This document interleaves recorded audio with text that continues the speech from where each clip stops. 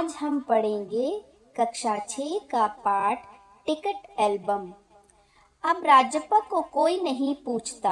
आजकल सबके सब नागराजन को घेरे रहते। नागराजन घमंडी हो गया है। राजप्पा सारे लड़कों में कहता फिरता, पर लड़के भला कहाँ उसकी बातों पर ध्यान देते। नागराजन के मामा जी ने सिंगापुर से एक एल्बम भिजवाया था। वह लड़कों को दिखाया करता। सुबह पहली घंटी के बजने तक सभी लड़के नागराजन को घेर कर एल्बम देखा करते। आधी छुट्टी के वक्त भी उसके आसपास लड़कों का झमघट लगा रहता। कई लोग टोलियों में उसके घर तक हो आए। नागराजन शांतिपूर्वक सभी को अपना एल्बम दिखाता, पर किसी को हाथ नहीं लगाने देता। एल्बम को गोद में रख लेता और एक एक पन्ना पलटता। लड़के बस देखकर खुश होते। और तो और कक्षा की लड़कियां भी उस एल्बम को देखने के लिए उत्सुक थीं। पार्वती लड़कियों की अगुआ बनी और एल्बम मांगने आई। लड़कियों में वही तेज तर्रार मानी जाती थी। नागराजन ने कवर चढ़ाकर एल्बम को उसे दिया। शाम तक लड़कियां एल्बम देखती रहीं, फिर उसे वापस कर दिया। अब राजप्पा के एल्बम को कोई पूछने वाला नहीं था। वाकई उसकी शान अब घट गई थी। राजप्पा के एल्बम की लड़कों में काफी तारीफ रही थी। मधुमक्खी की तरह उसने एक एक करके टिकट जमा किए थे। उसे तो बस एक यही धुन सवार थी। सुबह 8 बजे वो घर से निकल पड़ता। टिकट जमा करने वाले सारे लड़कों के चक्कर लगाता। 2 ऑस्ट्रेलिया के टिकटों के बदले एक फिनलैंड का टिकट लेता, 2 पाकिस्तान के बदले एक रूस का। बस शाम जैसे ही घर लौटता, बस्ता कोने में पटक कर अम्मा से चबेना लेकर निकर की जेब में भर लेता और खड़े खड़े कॉफी पी कर निकल जाता। 4 मील दूर अपने दोस्त के घर से कनाडा का टिकट लेने पगडंडियों से होकर भागता। स्कूल भर में उसका एल्बम सबसे बड़ा था। सरपंच के लड़के ने उसके एल्बम को 25 रुपए में खरीदना चाहा था, पर राजप्पा नहीं माना। घमंडी कहीं का। राजप्पा बड़बड़ाया था। फिर उसने तीखा जवाब दिया था, तुम्हारे घर में जो प्यारी सी बच्ची है ना, उसे दे दो 30 रुपए में। सारे लड़के ठहाका मारकर हंस पड़े थे, पर अब कोई उसके एल्बम तक की बात तक नहीं करता। और तो और अब सब उसके एल्बम की तुलना नागराजन के एल्बम से करने लगे हैं। सब कहते हैं राजप्पा का एल्बम फिसड्डी है, पर राजप्पा ने नागराजन के एल्बम को देखने की इच्छा कभी नहीं प्रकट की। लेकिन जब दूसरे लड़के उसे देख रहे होते तो वो नजरें नीची आंखों से देख लेता। सचमुच नागराजन का एल्बम बेहद प्यारा था, पर राजप्पा के पास जितने टिकट थे उतने नागराजन के एल्बम में नहीं थे। पर खुद उसका एल्बम ही कितना प्यारा था, उसे छू लेना ही कोई बड़ी बात थी। अब इस तरह का एल्बम यहाँ थोड़ी मिलेगा। एल्बम के पहले पृष्ठ पर मोती जैसे अक्षरों में उसके मामा ने लिख भेजा था, A.M. नागराजन। इस एल्बम को चुराने वाला बेशरम है। ऊपर लिखे नाम को कभी देखा है? यह एल्बम मेरा है। जब तक घास हरी है और कमल लाल, सूरज जब तक पूर्व से उगे और पश्चिम में छिपे, यह उस अनंत काल तक के लिए यह एल्बम मेरा है, रहेगा। लड़कों ने इसे अपने एल्बम में उतार लिया। लड़कियों ने झट कॉपियों और किताबों में टीप लिया। तुम लोग ये नकल क्यों करते हो, नकलची कहेंगे। राजप्पा ने लड़कों को घुड़की दी। सब चुप रहे, पर कृष्णन से नहीं रहा गया।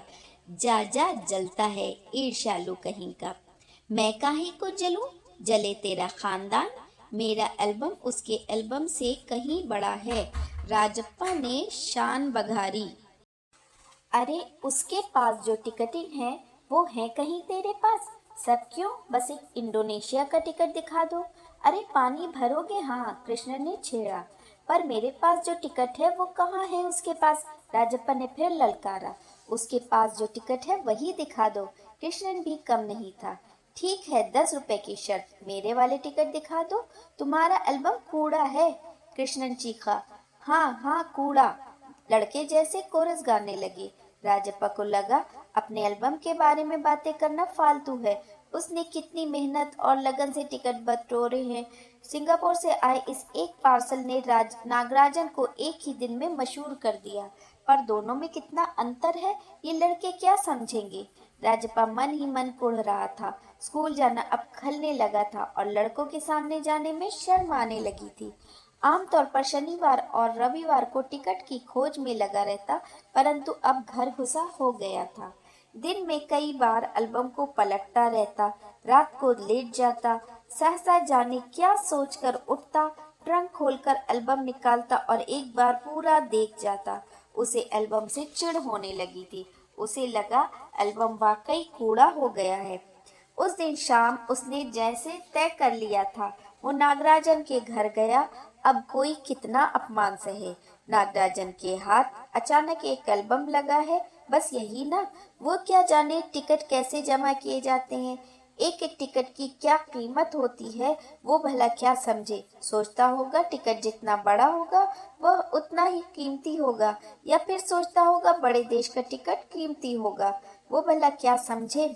उसके पास जितने भी फालतू टिकट है उन्हें टरकाकर उससे अच्छे टिकट झाड़ लेगा। कितनों को तो उसने यूं ही उल्लू बनाया है।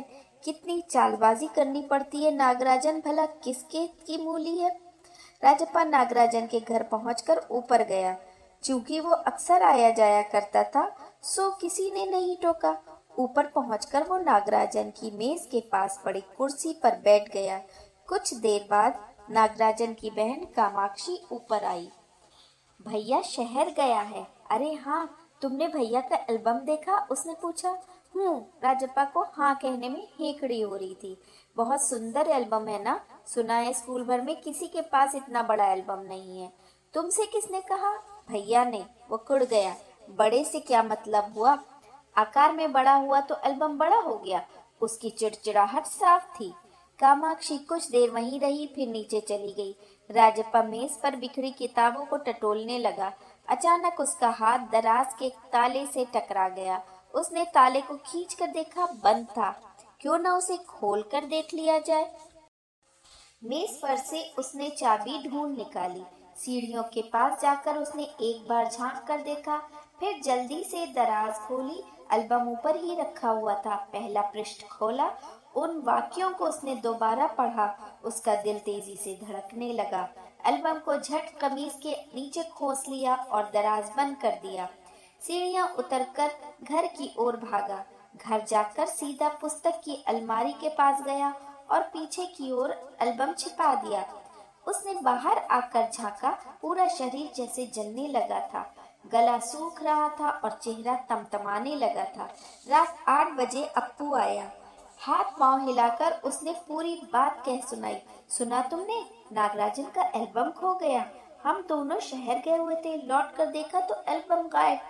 राजप्पा चुप रहा। उसने अप्पू को किसी तरह टाला। उसके जाते ही उसने झट कमरे का दरवाजा भिड़ा लिया और अलमारी के पीछे से एल्बम निकाल कर देखा, फिर उसे छिपा दिया। डर था कहीं कोई देख ना ले। रात में खाना नहीं खाया। पेट कैसे जैसे भरा हुआ था। सारा घर चिंतित हो गया। उसका चेहरा भयानक हो रहा था। रात उसने सोने की कोशिश की पर नींद नहीं आई। एल्बम सिरहाने तकिए के नीचे रखकर सो गया। सुबह अप्पू दोबारा आया। राजप्पा तब भी बिस्तर पर बैठा था। अप्पू सुबह नागराजन के घर होकर आया था। कल तुम उसके घर गए थे, अप्पू ने पूछा। राजप्पा की सांस जैसे ऊपर की ऊपर और नीचे की नीचे रह गई। फिर सिर हिला दिया। वो जिस तरह चाहे सोच ले। कामाक्षी ने कहा था कि हमारे जाने के बाद खाली तुम वहाँ आए थे, अप्पू बोला। राजप्पा को समझते देर नहीं लगी कि अब सब उस पर शक करने लगे हैं। कल रात से नागराजन लगातार रोए जा रहा है।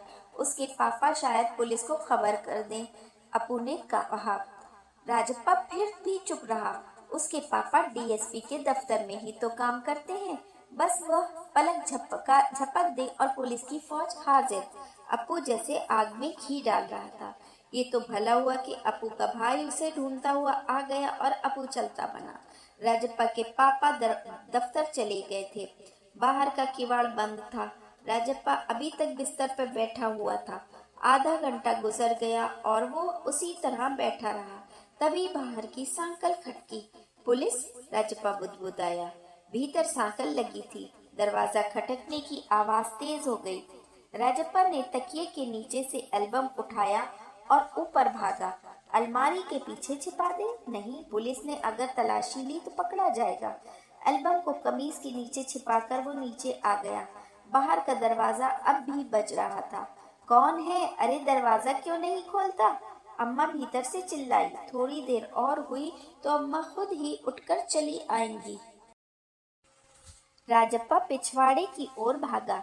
जल्दी से बाथरूम में घुसकर दरवाजा बंद कर लिया। अम्मा ने अंगीठी पर गर्म पानी की देगची चढ़ा रखी थी। उसने एल्बम को अंगीठी में डाल दिया। एल्बम जलने लगा। कितने प्यारे टिकट थे। राजप्पा की आंखों में आंसू आ गए। तभी अम्मा की आवाज आई, जल्दी से आ तो नहाकर, नागराजन तुझे ढूंढता हुआ आया है। राजप्पा ने निकर उतार दी और गीला तौलिया लपेटकर बाहर आ गया। कपड़े बदलकर वो ऊपर गया। नागराजन कुर्सी पर बैठा हुआ था। उसे देखते ही बोला, मेरा एल्बम खो गया है यार। उसका चेहरा उतरा हुआ था। काफी रोकर आया था शायद। कहाँ रखा था तुमने? राजप्पा ने पूछा। शायद दराज में। शहर से लौटा तो गायब। नागराजन की आंखों में आंसू आ गए। राजप्पा ने चेहरा बचाकर उसने आंखें पूछ ली।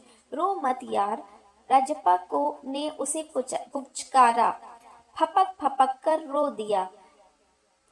राजप्पा झट नीचे उतर कर गया। बस 1 मिनट में वो ऊपर नागराजन के सामने था। उसके हाथ में उसका अपना एल्बम था। लो, ये रहा मेरा एल्बम। अब तुम इसे रख लो। ऐसे क्या देख रहे हो? मजाक नहीं कर रहा, सच कहता हूँ। इसे तुम रख लो। बहला रहे हो यार। नागराजन को जैसे यकीन नहीं आया। नहीं यार, सचमुच तुमको दे रहा हूँ, रख लो। राजप्पा भला अब अपना एल्बम उसे दे दे? कैसा चमत्कार। नागराजन को अब भी यकीन नहीं आ रहा था, पर राजप्पा अपनी बात बार बार दोहरा रहा था।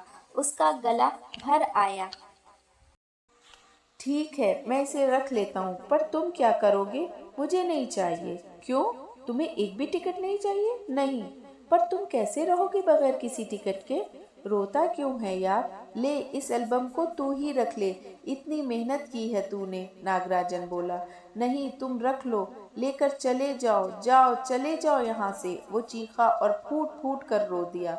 नागराजन की समझ में कुछ नहीं आया। वो एल्बम लेकर नीचे उतर गया। कमीज से आंखें पोंछता हुआ राजप्पा भी नीचे उतर आया। दोनों साथ साथ दरवाजे तक आए।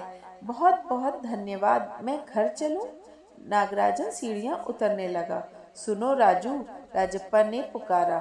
नागराजन ने उसे पलटकर देखा। एल्बम दे दो, मैं आज रात जी भरकर इसे देखना चाहता हूँ। कल सुबह तुम्हें दे जाऊंगा। ठीक है। नागराजन ने उसे एल्बम लौटा दी और चला गया। राजप्पा ऊपर आया। उसने दरवाजा बंद कर लिया और एल्बम को छाती से लगाकर फूट फूट कर रो दिया। इस कहानी के लेखक हैं सुंदरा रामस्वामी। इस पृष्ठ पर पाठ से संबंधित प्रश्नों के उत्तर दिए जा रहे हैं। इसके अतिरिक्त अगर आप कोई और प्रश्न पूछना चाहते हैं तो कमेंट सेक्शन में लिखकर पूछ सकते हैं। धन्यवाद।